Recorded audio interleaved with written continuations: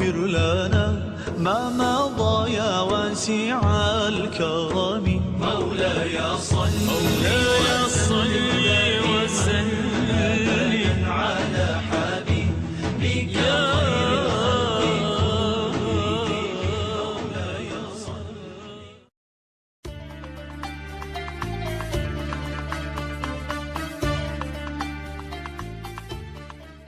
Assalamualaikum warahmatullahi wabarakatuh. Untuk tugasan kali ini kami telah mendapat tajuk kinayah dan kami telah membahagikan setiap daripada ahli kami tugas-tugas dan menceritakan apakah isi-isi penting yang terkandung dalam tajuk kinayah ini. Dan pada permulaan setiap tugas masing-masing kami akan menceritakan nama dan juga nombor metrik. Okey, mahtuyat, isi kandungan yang terdapat dalam perbahasan kinayah dalam video pada kali ini, iaitu yang pertama kami akan menceritakan ta'rif kinayah yang akan diceritakan oleh saya sendiri.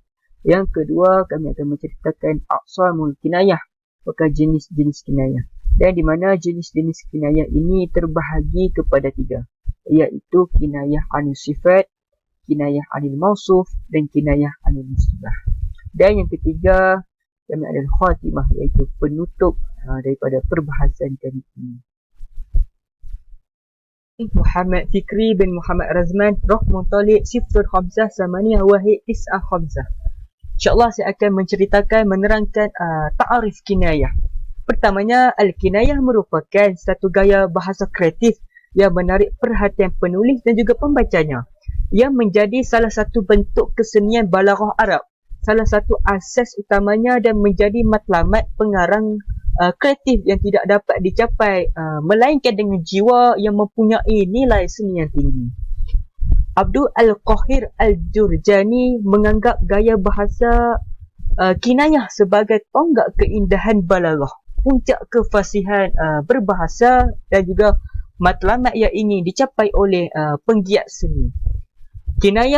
Ta'rif kinayah terbahagi kepada 2 bahagian, iaitu kinayah fi lughah dan juga kinayah fi istilah. Awalan, kinayah fi lughah. Kana yakni kinayah an tatakallam bi syai'in turidu ghairihi. Maksudnya al-kinayah pada bahasa bermaksud kita mengungkapkan sesuatu perkataan tetapi kita maksudkan dengan makna yang lain. Dan sanian wa fi istilah, lafaz uridu bihi lazim ma'nahu ma'a jawaz iradatuhu ma'ahu. Maksudnya menurut istilah perkataan yang maknanya tersirat di samping boleh menggunakan makna asalnya kerana tiada petanda yang menghalangnya. Baiklah, ini adalah contohnya. Sekiranya kita ingin pergi ke tandas, adakah kita menyebut saya ingin pergi membuang air kecil? Adakah kita menyebut saya ingin pergi membuang air besar? Tetapi kita hanyalah mengatakan bahawa izinkan saya pergi ke tandas sahaja tanpa menyebut sebabnya. Dan seterusnya di sini saya ingin menceritakan aqsamul kinayah, di mana pembahagian kinayah ini terbahagi kepada 3, iaitu kinayah anil sifat, kinayah anil mausuf dan kinayah anil nisbah. Syukran. Bismillahirrahmanirrahim. Assalamualaikum warahmatullahi taala wabarakatuh. Alhamdulillah rabbil alamin, wassalatu wassalamu ala asyrafil anbiya'i wal mursalin wa ala alihi wa sahbihi ajma'in. Nama saya Muhammad Ishraf bin Abdul Sani, nombor metrik 058743. InsyaAllah pada hari ini saya akan menceritakan sedikit tentang tajuk al-kinayah anil sifat. Maknanya ialah wahya allati tajlubu biha nafsuhu as-sifat wal murad bis-sifat hiya as-sifat al-manawiyah, iaitu yang kita dapat maksudkannya adalah letakkan sesuatu kiasan itu terhadap sifat seseorang. Contohnya al-jamal, iaitu cantik. Yang kedua adalah al-syaja'ah, iaitu sebuah pokok atau pohon. Yang ketiga adalah al-judu, iaitu tentang kita boleh cerita pasal kebaikan seseorang. Yang terakhir sekali adalah al-tulu, iaitu tentang ketinggian seseorang. Okay. Seterusnya ialah al-kinayah anil sifat. Terbahagi kepada 2. Yang pertama adalah kinayah qaribah dan yang kedua adalah kinayah ba'idah. Kinayah qaribah ni adalah kinayah yang dekat, dan kinayah ba'idah iaitu kinayah yang jauh. Kinayah qaribah ini pula terbahagi kepada dua, iaitu kinayah qaribah wadihah, dan yang kedua adalah kinayah qaribah khafiyah, yang membawa maksud bahawa kinayah qaribah wadihah ini ialah kinayah yang dekat, iaitu jelas. Manakala kinayah qaribah khafiyah iaitu kinayah yang dekat juga tetapi tersembunyi. Kita dapat memberi contoh sebagai fulanu saubuhu tawilun, iaitu membawa maksud bahawa panjangnya baju seseorang itu. Apa yang kita dapat fikirkan, apa yang kita dapat jelaskan bahawa takkan seorang itu bajunya panjang. Mungkin kita dapat kiaskan di sini bahawa seseorang itu memiliki tubuh badan yang tinggi dan besar. Yang kedua pula adalah fulanu ainuhu fariqah, iaitu membawa maksud bahawa dia ni suka melihat pemandangan, iaitu suka melihat pemandangan yang cantik. Biasanya adalah mereka tidak melihat pemandangan yang kosong tapi suka melihat pemandangan yang cantik. Contohnya seperti pantai, tasik dan sebagainya. Kinayah ba'idah kita dapat contoh sebagai Abu Ali Asad, iaitu membawa maksud bahawa Abu ni tu berjalan menggunakan tongkat. Apa yang kita dapat kiaskan di sini bahawa Abu ni dia jalan pakai tongkat ni sebab apa? Adalah sebabnya ialah Abu ni seorang yang tua dan dia tidak mampu untuk berjalan dengan menggunakan dua kakinya, dan Abu ni memerlukan bantuan iaitu tongkat untuk berjalan. Terusnya falanatu na'umud duha, iaitu taukidnya membawa maksud bahawa dia tidur pada waktu duha. Makna hakikinya ialah dia tanamu fi waktu duha, iaitu dia tidur sampai waktu duha. Yang kita dapat memberikan ringkasan tentang falanatu na'umud duha ialah sebagai seorang wanita ataupun seorang perempuan yang mereka tidur sampai waktu duha dan mereka tidak akan bangun awal. Ini kita dapat kiaskan bahawa al-mi'atun al-qaniyah, iaitu seorang itu perempuan yang kaya dan dia mampu membayar seorang gaji bibi ataupun kita panggil dia sebagai maid untuk melakukan semua kerja rumahnya. Yang kedua adalah fulanu kasir ramad, yang membawa maksud bahawa banyaknya abu. Makna hakikinya kita dapat ambil ialah muqallafatun nabihi kasiratan, iaitu banyak membakar kayu di bawah periuk, iaitu merujuk kepada banyaklah makanan yang mereka masak. Dan kita dapat merujukkan lagi bahawa apabila banyaknya makanan yang mereka masak, kita dapat bahaskan lagi iaitu banyaknya tetamu yang datang ataupun anak-anak ataupun saudara mara yang datang. Kinayah yang kita dapat, kiasan yang kita dapat daripada fulanu kasir ramad iaitu al-karamu, iaitu bermaksud sebagai seorang pemurah. Sekian, wabillahi taufiq wal hidayah. Wassalamualaikum warahmatullahi taala wabarakatuh. Bismillahirrahmanirrahim. Assalamualaikum warahmatullahi wabarakatuh. Nama saya Khalid Zafri bin Rushdan, nombor metrik 058476. InsyaAllah saya akan menerangkan pada tajuk kinayah, iaitu pada bahagian-bahagian kinayah. Okey, bahagian yang saya adalah bahagian yang kedua, iaitu al-kinayatu anil mausuf. Okey, apa itu takrif al-kinayatu anil mausuf?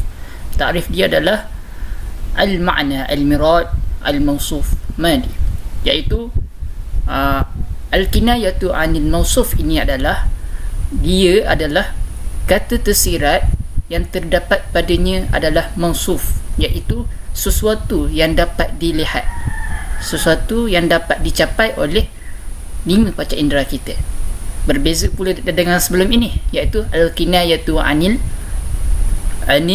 sifat, iaitu benda-benda yang tidak dapat dicapai oleh 5 panca indera kita. Seperti kita bagi contoh sifat macam keberanian, kecerdikan dan seperti malu, begitulah. Tapi untuk mausuf ini adalah benda yang dapat dicapai.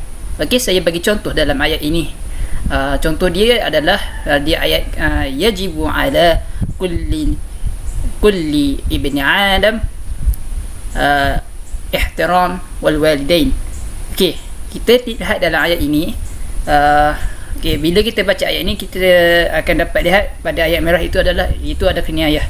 Tapi macam mana dia adalah mausuf? Okay, mausuf kita lihat di sini Ibnu Adam.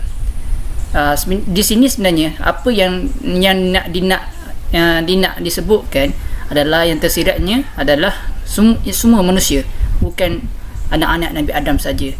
So bila kita dah jumpa makna tersirat dia, yakni insan, dan kita kena pasti insan ni, dan seperti yang kita tahu, manusia adalah benda yang dapat dilihat dan dilihat oleh panca indera kan. Macam manusia kita boleh melihat di depan, maka secara otomatik itu adalah mausuf. Berbeza pula dengan sifat. Sifat adalah benda yang tak nampak.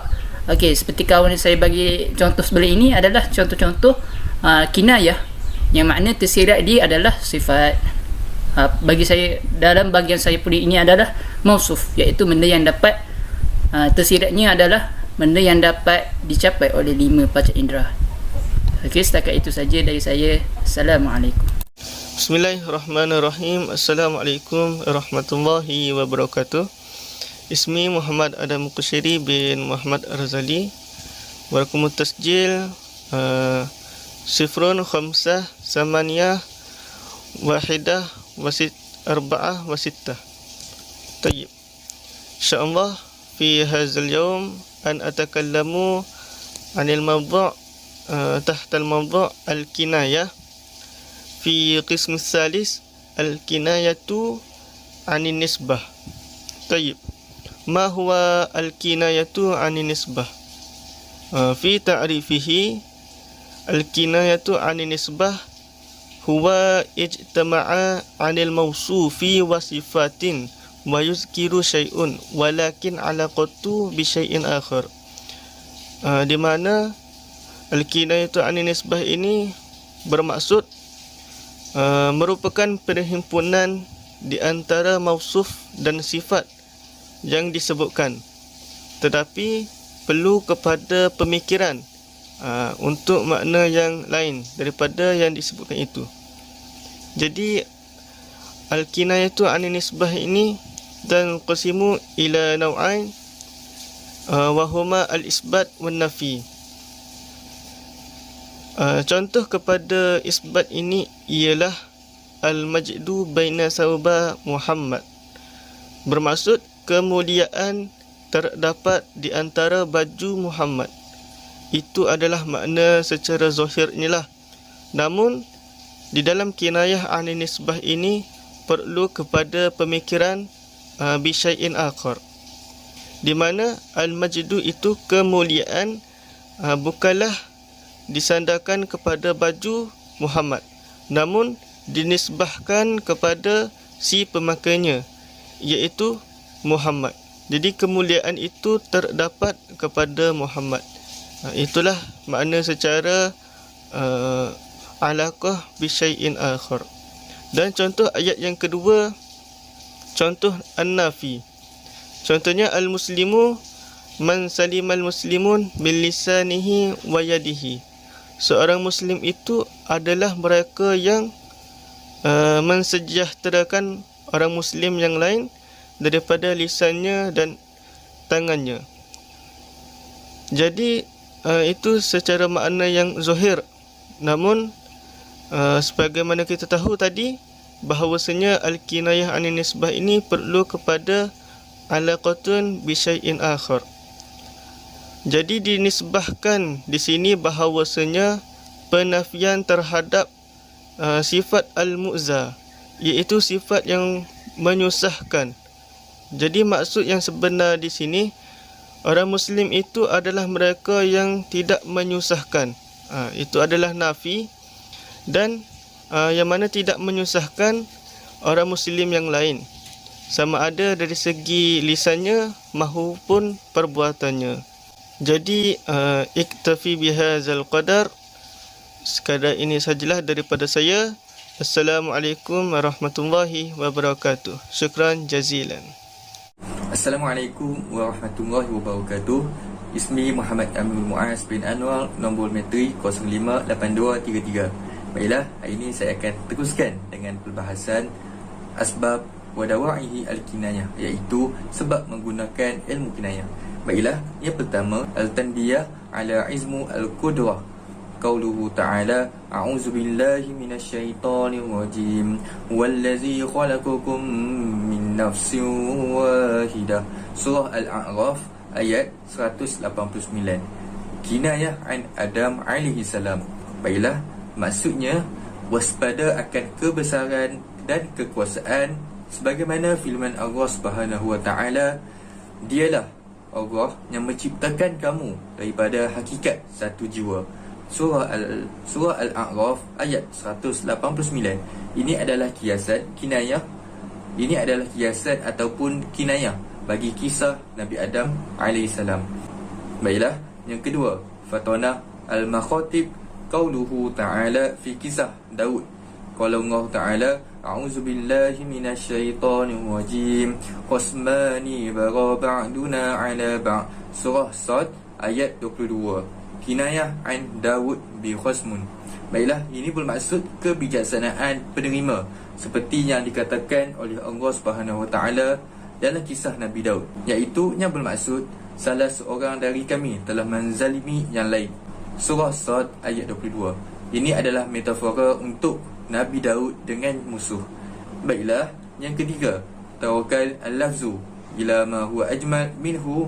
Qauluhu ta'ala, a'udzu billahi minasyaitonir rajim, inna hadza akhi lahu 99 naj'atan wa liya naj'atun wahidah. Kinayah bil mil'ah an na'yah. Ini bermaksud membiarkan lafaz kepada sesuatu yang lebih indah daripadanya, seperti firman Allah Subhanahu wa taala yang bermaksud, sebenarnya orang ini ialah saudaraku, dia mempunyai 99 ekor kambing betina dan aku mempunyai seekor sahaja. Kiasan ini bagi seorang wanita tentang seekor biri-biri. Baiklah, yang seterusnya, ayyafhashu zakarahu fi sam'i. Qauluhu ta'ala, a'udzu billahi minasyaitonir rajim, wa iza marru billahi marru kirama. Surah Al-Furqan ayat 72. Ayyu kanu an lafzuhu wa lam yuraduhu ala siratuhu. Bahawa sebutannya berlebih-lebihan dalam pendengaran, seperti firman Allah Subhanahu wa taala yang bermaksud, dan apabila mereka bertembung dengan sesuatu yang sia-sia, mereka melaluinya dengan menjaga kemuliaan diri. Surah Al-Furqan ayat 72, iaitu mereka yang menggunakan lafaznya dan tidak meriwayatkan mengikut rumusan. Baik, seterusnya al-khatimah. Qaul al-bulagha ala annal al-majaz wal kinayah abluhu min al-haqiqat wal tasrif, lianna al-intiqal fihima min al-malzum ila al-lazim fahuwa